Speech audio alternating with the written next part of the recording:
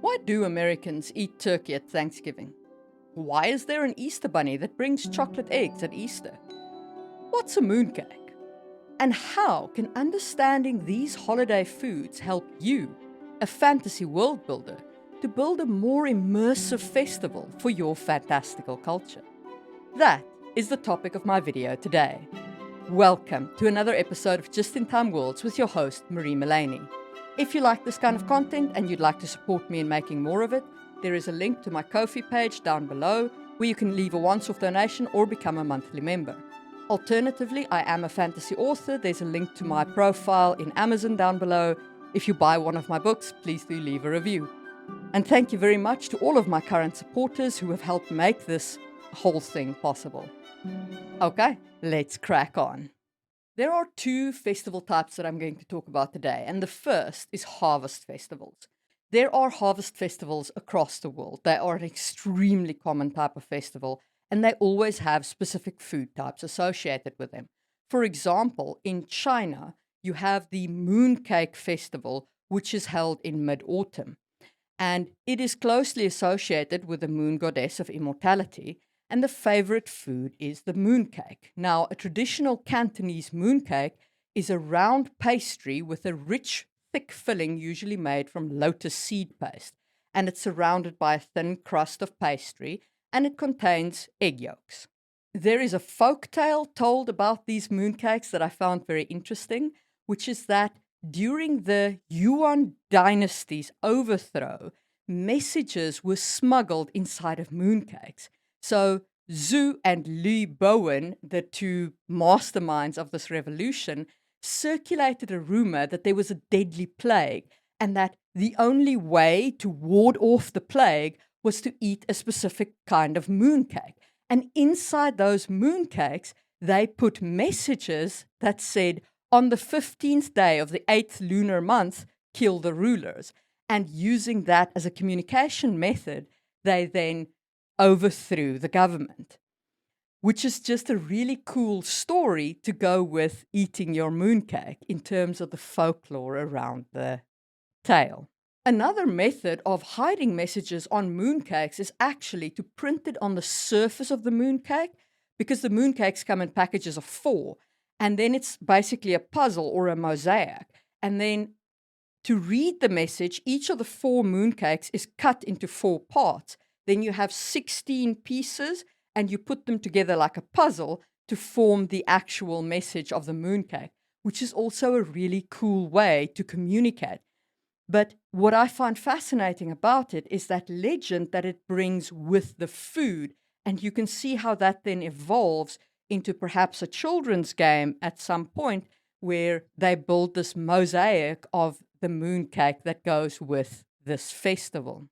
Often, harvest festivals are also pretty boozy affairs because they often coincide with the wine harvest. And it also combines in Europe, especially with corn harvests. So you have bread and wine, and what can be better? You can tell I'm European, right? Anyway, so in Europe, there's an interesting thing that you're supposed to do with the last of the corn harvest. You're supposed to plait the last 3 heads of corn together to ward off the corn demon for the next year, the grain demon. The main meal at a German harvest festival was often a goose, and the goose was favored as the main meal because at that point they would have been migrating. So it would have been the ideal time to shoot them, which brings up an interesting point about harvest festivals. You have to think not just of what local foods are available, but when in the year you are. Swans aren't always available. They're only available during certain times of the year in certain parts of the country. The same for geese. They're only available in certain times of the year in certain parts of the world because they are migratory animals. So think about that when you're setting up your festivals, not just what food is available, but when that food is available.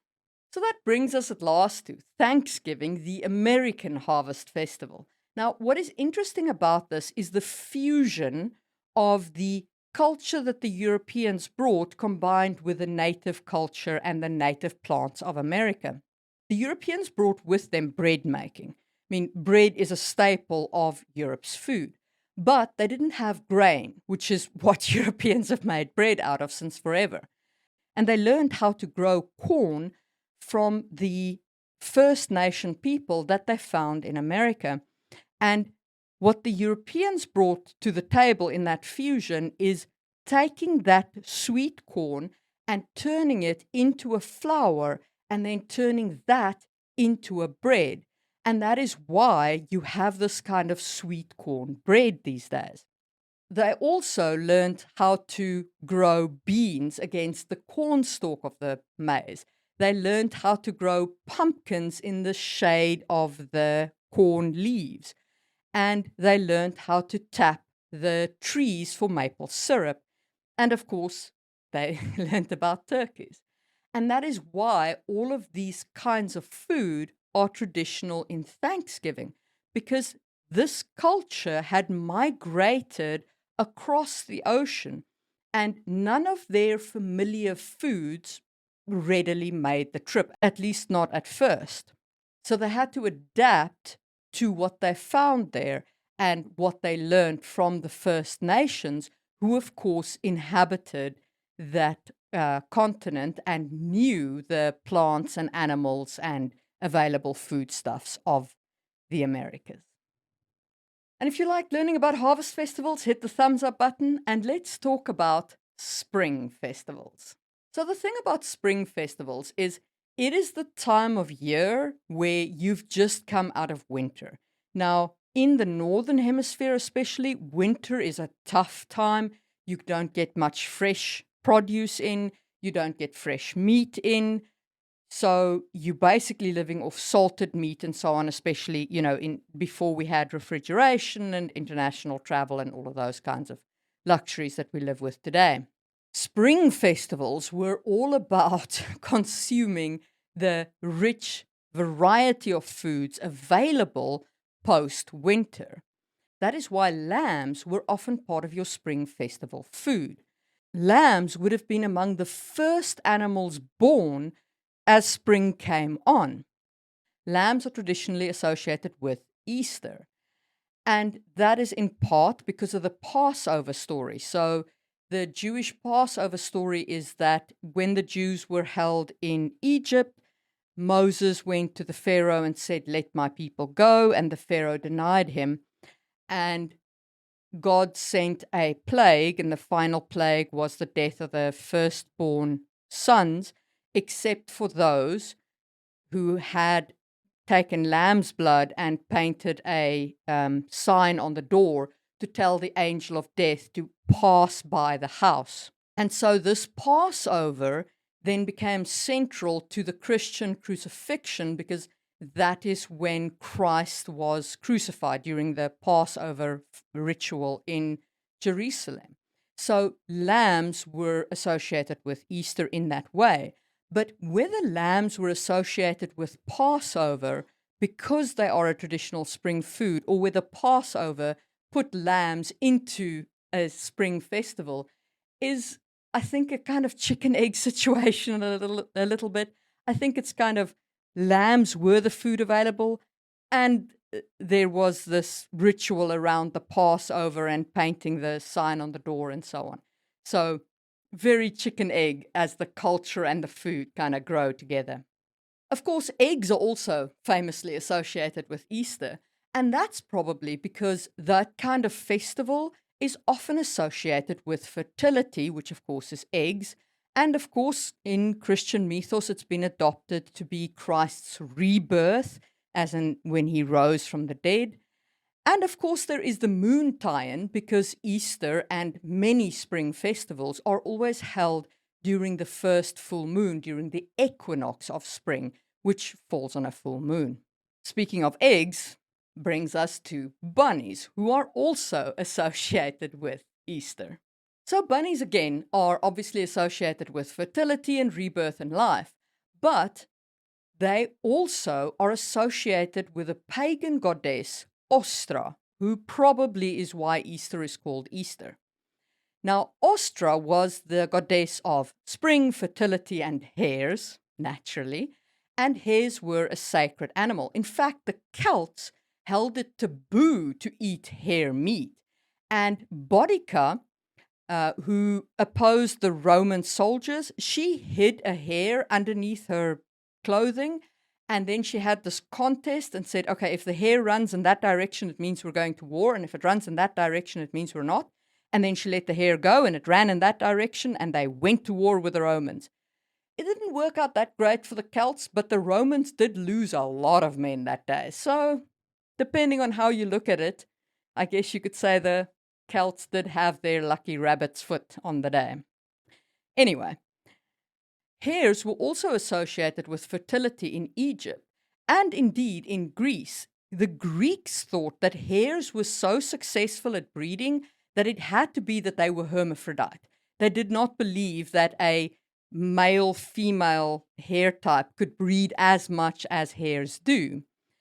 And by medieval times, this mythos had gotten hares associated with virgin birth. So it was like, no, hares don't actually bone to have kids, they just spontaneously get pregnant.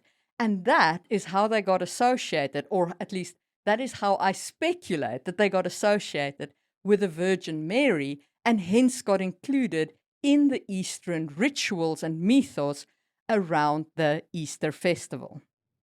But there are more things that we eat at Easter than bunnies and chocolate. What about hot cross buns? Indeed, there's a story there too. So, the word bun actually comes from the Saxon word for sacred ox. Now, it used to be that an ox was sacrificed to the gods at these spring festivals. But oxes are incredibly expensive animals and they are useful for agriculture. So most people couldn't afford to sacrifice an ox. So what they did instead was they baked a piece of bread that came to represent the ox, and that was the bun. And in order to make it look a little bit more like an ox, they put two crossed horns onto the bun itself.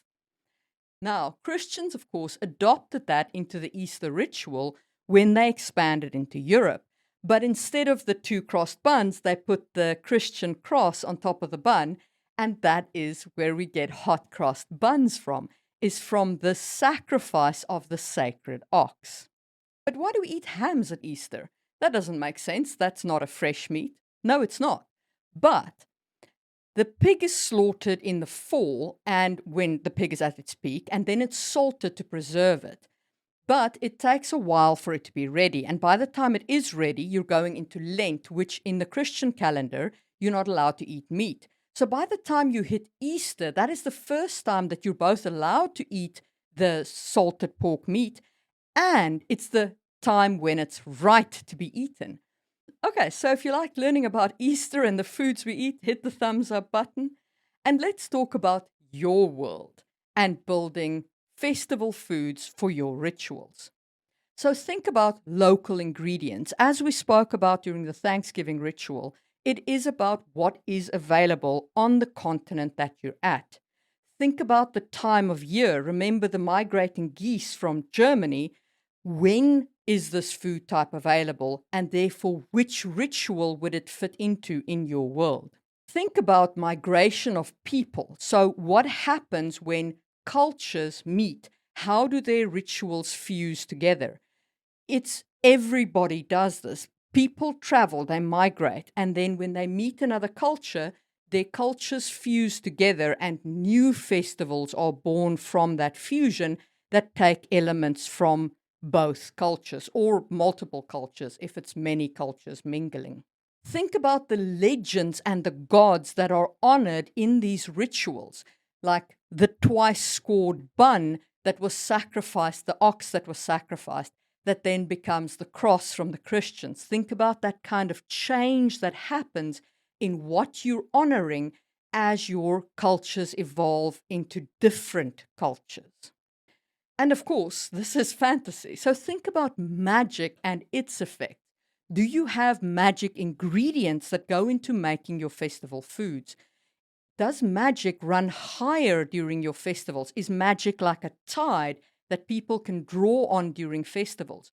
Do the festivals themselves involve rituals and ritual food that increases a mage's ability to cast. It would be very interesting to have a magic system where you consume certain ritual foods during the festivals that generate power inside you. And until the next festival, that's it. That's all the power you have, is that festival that you got, or that power that you got from the festival where you consumed the magic food that is the fuel for your magic system. And those are my foods. And those are my thoughts on festival foods in fantasy worlds. Hit the thumbs up button if you enjoyed this video, and maybe check out my video on how to create a festival. And if you want to connect around this topic or any others, remember I do have a Discord server linked down below. And I will see you soon for another episode of Just in Time World.